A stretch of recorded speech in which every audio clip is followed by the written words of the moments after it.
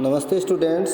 Class 11th geography में अपना जो टॉपिक चल रहा था जलवायु, जिसमें अपने भारत की जलवायु को प्रभावित करने वाले कारकों के बारे में अपन पढ़ रहे थे, जिसमें पहला जो कारक है वो स्थिति और उच्चावच संबंधी कुछ महत्वपूर्ण कारक किस प्रकार से भारत की जलवायु को प्रभावित करते हैं, वो चीज़ आज हम देखते हैं कि स्थिति और उच्चावच किस प्रकार से भारतीय जलवायु को प्रभावित करते हैं। तो सबसे पहले स्थिति उच्चावच में सबसे पहले आती है अक्षांश। तो अक्षांश रेखाएं किस प्रकार, क्योंकि अक्षांशों से जलवायु कटिबंधों का निर्धारण होता है। तो उसी आधार पर अपन देखेंगे कि आप भारत की मुख्य भूमि का अक्षांशीय और देशांतरीय विस्तार पहले से अपन जानते हैं। अपने अक्षांशीय और देशांतरीय जो विस्तार है वो 8 डिग्री 4 से प्रारंभ होता है और 37 डिग्री 6 तक ये विस्तार पाया जाता है। तो उसी आधार पर हम देखते आगे कि आप ये भी जानते होंगे कि कर्क रेखा पूर्व पश्चिम दिशा में, कर्क रेखा पूर्व से पश्चिम दिशा में देश के मध्य भाग से गुजरती है। अपने भारत के मध्य भाग से कर्क रेखा गुजरती है। उस कर्क रेखा हमारे भारत को 2 कटिबंधों में बांटती है। उत्तरी भारत शीतोष्ण कटिबंध और दक्षिणी भारत जो है शीत कटिबंध के अंतर्गत आता है। इस प्रकार भारत का उत्तरी भाग शीतोष्ण और कर्क रेखा के दक्षिण में स्थित भाग उष्ण कटिबंध में आता है। अब उष्ण कटिबंध भूमध्य रेखा के निकट होने के कारण इस क्षेत्र में तापमान ज़्यादा बना रहता है। पूरे वर्ष भर तापमान ज़्यादा रहता है, जबकि उत्तरी भाग जो शीतोष्ण कटिबंध है वहाँ पर इसकी अपेक्षा तापमान कम बना रहता है। तो इन दोनों क्षेत्रों में जो दैनिक और वार्षिक तापांतर होता है उसमें काफ़ी अंतर देखने को मिलता है। कर्क रेखा से उत्तर में स्थित भाग में भूमध्य रेखा से दूर होने के कारण उच्च दैनिक और वार्षिक तापांतर के साथ विषम जलवायु भी पाई जाती है। जलवायु भी अलग अलग दिखाई देती है, लेकिन दक्षिणी भाग में भूमध्य रेखा के नज़दीक होने के कारण यहाँ पर तापमान जो है उसमें ज़्यादा उतार चढ़ाव नहीं होता। तो यहाँ पर जो जलवायु वो सम जलवायु पाई जाती है। ये तो अक्षांशों का कारण। दूसरा आता है हिमालय पर्वत। किस प्रकार से हमारे हिमालय पर्वत का अर्थ होता है उच्चावच। तो उत्तर में ऊंचा हिमालय अपने सभी विस्तारों के साथ एक प्रभावी जलवायु विभाजक की भूमिका निभाता है। यही ऊंची पर्वत श्रृंखला महाद्वीपीय पवनों जो होती उत्तरी पवनों से हमारी सुरक्षा, जो साइबेरिया से आने वाली ठंडी पवनें जो होती है उनसे हमारी सुरक्षा करता है। जमा देने वाली ये ठंडी पवनें उत्तरी ध्रुव रेखा के निकट पैदा होती है और मध्य और पूर्वी एशिया में को पार करके इधर भारत की तरफ बढ़ती है, लेकिन हिमालय से इधर बीच में आने के कारण ये भारत में नहीं पहुंच पाती है। इसी प्रकार हिमालय पर्वत मानसूनी पवनों को रोककर उपमहाद्वीपीय क्षेत्र में, जब हिमालय पर्वत मानसूनी पवनें जो आती है उनको रोककर उपमहाद्वीपीय क्षेत्र में वर्षा कराने में भी सहायक माना गया है। जल और स्थल का वितरण ये भी अपनी जलवायु को प्रभावित करता है। भारत के दक्षिण में 3 और हिंद महासागर, उत्तर की ओर ऊंची और अविच्छिन्न पर्वत श्रेणियाँ। स्थल की अपेक्षा जल जो होता है वो देर से गर्म होता है और देर से ही ठंडा होता है, जबकि स्थल जल्दी गर्म होता है और जल्दी ही ठंडा हो जाता है। तो इसके कारण जल और स्थल के इस विभेदित तापमान के कारण भारतीय उपमहाद्वीप में विभिन्न ऋतुओं में विभिन्न वायुदाब क्या होते हैं। जहाँ पर तापमान ज़्यादा होगा वहाँ पर निम्न वायुदाब की स्थिति बनेगी, और जहाँ पर तापमान कम होगा वहाँ पर उच्च वायुदाब की स्थिति बनेगी। तो वायुदाब में भिन्नता, विभिन्न प्रदेश, अलग अलग वायुदाबों के प्रदेश विकसित हो जाते हैं, क्षेत्र विकसित हो जाते हैं। वायुदाब के क्षेत्र और क्योंकि तापमान के आधार पर क्या होता है, निम्न वायुदाब और उच्च वायुदाब के क्षेत्र विकसित होते हैं।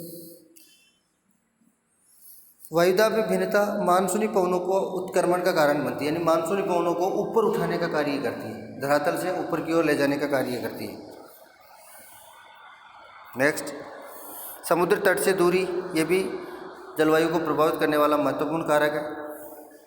समुद्र तट, लंबी तट रेखा के कारण भारत के विस्तृत तटीय प्रदेशों में समकारी जलवायु ज़्यादा पाई जाती है, और भारत के आंतरिक भागों में भाग समुद्र के समकारी प्रभाव से क्या रहते हैं, समकारी जलवायु से वंचित रह जाते हैं, क्योंकि वो जो क्षेत्र जो होते हैं वो आंतरिक भाग में समुद्र से उनकी डिस्टेंस दूरी बढ़ जाती है और उन क्षेत्रों में तापमान ज़्यादा रहता है। और तापमान ज़्यादा होता है तो उसी के अकॉर्डिंग जल्दी गर्म होते हैं और जल्दी ठंडे हो जाते हैं, क्योंकि इस क्षेत्र में गर्म भी देर से होता है और धीरे भी, यानी ठंडा भी धीरे धीरे यानी देर से ही होता है। मुंबई, अब इसमें इसी का एग्जाम्पल के तौर पर अगर देखा जाए तो मुंबई तथा कोंकण तट के निवासी तापमान की विषमता के बारे में, अब मुंबई समुद्र किनारे स्थित है, कोंकण तट समुद्र किनारे स्थित है, तो यहाँ के जो निवासी, यहाँ पर रहने वाले जो व्यक्ति है वो तापमान की विषमता और ऋतु परिवर्तन का अनुभव भी नहीं कर पाते। उनको पता ही नहीं होता कि तापमान इतना भी होता है, तो उन चीज़ों का उनको अनुभव भी प्राप्त नहीं हो पाता। जबकि दूसरी तरफ अगर देखा जाए समुद्र से तट से बहुत दूर आंतरिक भाग में दिल्ली, कानपुर, अमृतसर, इनमें मौसमी परिवर्तन पूरे जीवन को क्या करते हैं, प्रभावित करते रहते हैं। इन क्षेत्रों में तापमान कभी तो बढ़ता है, कभी घटता है। तो तापमान ऊपर नीचे चलने का कारण यानी विषमकारी जो जलवायु वो ज़्यादा पाई जाती है। समुद्र तल से ऊंचाई, जो पर्वतीय क्षेत्र होते हैं तो उनमें समुद्र तल से उनकी ऊंचाई ज़्यादा होती है, तो वहाँ पर तापमान कम रहता है। नीचे वाले पार्ट में तापमान ज़्यादा रहता है।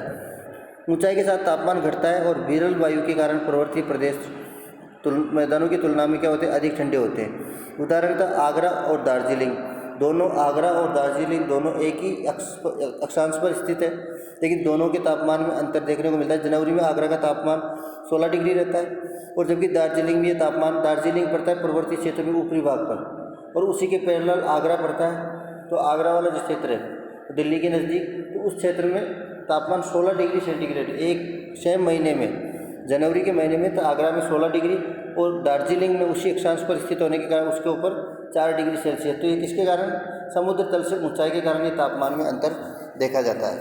अगला है उच्चावच। भारत का भौतिक स्वरूप तथा उच्चावच तापमान, वायुदाब, पवनों की गति, दिशा, ढाल की मात्रा, वितरण को प्रभावित करते हैं। उदाहरण अपन देखते हैं कि जून और जुलाई के बीच पश्चिमी घाट असम के पवनाभिमुखी ढाल अधिक वर्षा प्राप्त, पवनाभिमुखी यानी पवन के सम्मुख वाले जो ढाल है उन क्षेत्रों में टकराने की वजह से ज़्यादा वर्षा होती है और पश्चिमी तक घाट पर भी ज़्यादा वर्षा होती है। जबकि इसी दौरान पश्चिमी घाट के साथ लगी हुई दक्षिणी पठार, पश्चिमी घाट का विपरीत भाग पवन विमुखी होने के कारण, पवन के विपरीत होने के कारण ये कम वर्षा प्राप्त करता है या ना के बराबर वर्षा प्राप्त करता है। तो ये तो थे हमारे उच्चावच और स्थिति संबंधी कारक जो जलवायु को प्रभावित करते हैं। अब हम देखते हैं वायुदाब और पवनों से जुड़े हुए कौन से कारक हैं। तो भारत की स्थानीय जलवायु में पाई जाने वाली विविधता को समझने के लिए 3 महत्वपूर्ण क्रियाविधियाँ हैं, उनको जानना हमारे लिए आवश्यक है। जब अपन देखते हैं कि वायुदाब और धरातल पर पवनों का जो वितरण होता है, वायुदाब और पवनों का धरातल पर जो वितरण फैलाव है, वो फैलाव भी किस प्रकार से हमारी जलवायु को प्रभावित करता है।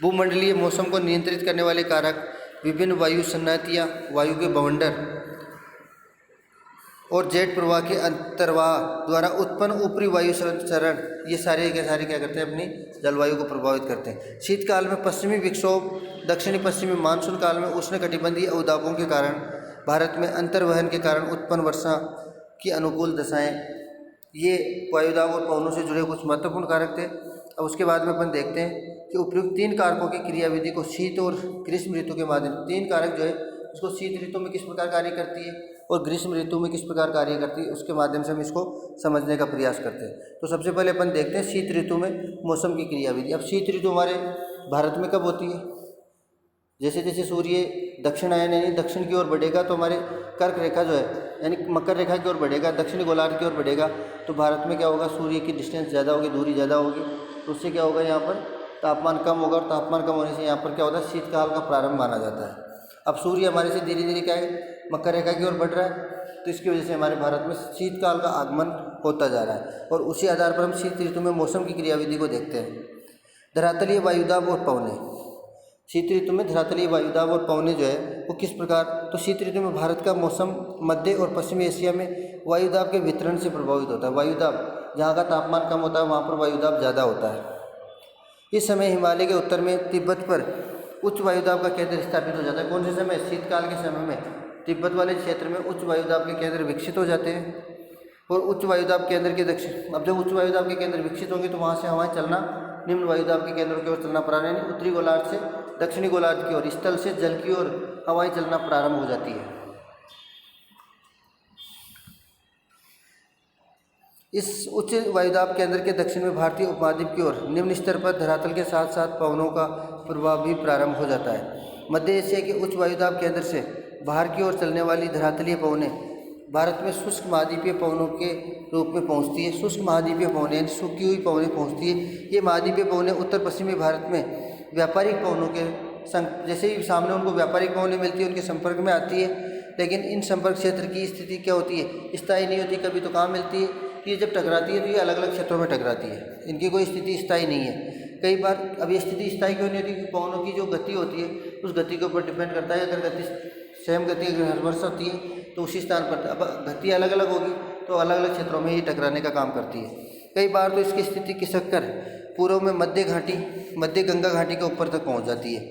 परिणाम स्वरूप मध्य गंगा घाटी संपूर्ण उत्तर पश्चिमी और उत्तरी भारत इन शुष्क उत्तर पश्चिमी पवनों के प्रभाव में आ जाता है। फिर उसके बाद में जेट प्रवाह और ऊपरी वायु परिसंचरण। जेट प्रवाह जो हवाएं चलती है, जिन पवनों का ऊपर वर्णन किया गया है वे धरातल के निकट या वायुमंडल की निचली सतहों में, हम बात कर रहे थे पहले, जो वो धरातल के निकट चलती है, जबकि जेट प्रवाह जो ये ऊपरी भाग में ज़्यादा निचले वायुमंडल के सौरमंडल पर धरातल से लगभग 3 किलोमीटर ऊपर बिल्कुल निम्न भिन्न प्रकार का वायु संचरण होता है। वायु संचरण का अर्थ वायु आगे बढ़ती है, वायु का बहाव होता है। ऊपरी वायु संचरण के निर्माण में पृथ्वी की धरातल के निकट वायुमंडलीय दाब की भिन्नताओं की कोई भूमिका नहीं होती। 9 से 13 किलोमीटर की ऊंचाई पर समस्त मध्य और पश्चिमी एशिया पश्चिम से पूर्व बहने वाली पछुआ पवनों के प्रभावाधीन होता है, और ये पवने जो है तिब्बत के पठार के समानांतर हिमालय के उत्तर में एशिया महाद्वीप पर चलती है, जिन्हें जेट प्रवाह के नाम से जाना जाता है।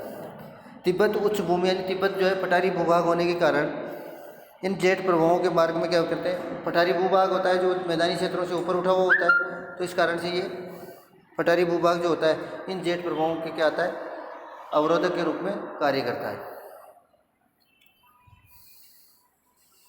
इसकी एक शाखा जो है तिब्बत के पठार के उत्तर में, और दूसरी शाखा अपने भारत की तरफ जेट प्रवाह की दक्षिणी शाखा हिमालय के दक्षिण की पूर्व की ओर चलने लगती है। इस दक्षिणी शाखा की औसत जो स्थिति है फरवरी में लगभग 25 डिग्री उत्तरी अक्षांश रेखा के ऊपर होती है, तथा इसका दाब स्तर 200 से 300 मिलीबार होता है।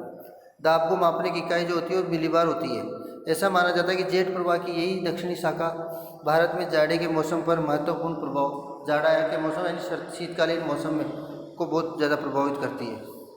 पश्चिमी चक्रवातीय विक्षोभ और उष्णकटिबंधीय चक्रवात। पश्चिमी विक्षोभ जो भारतीय उपमहाद्वीप में जाड़े के मौसम में पश्चिम तथा उत्तर पश्चिम में से प्रवेश करते हैं, पश्चिम या उत्तर पश्चिम से ही प्रवेश करते हैं भारत में, भूमध्य सागर में ये उत्पन्न होते हैं, और भारत में इनका प्रवेश पश्चिमी जेट प्रवाह द्वारा, पश्चिमी जेट प्रवाह जो है उसके माध्यम से भारत में प्रवेश करते हैं। शीतकाल में रात्रि के तापमान में क्या है, वृद्धि इन विक्षोभों के आने के पूर्व संकेत।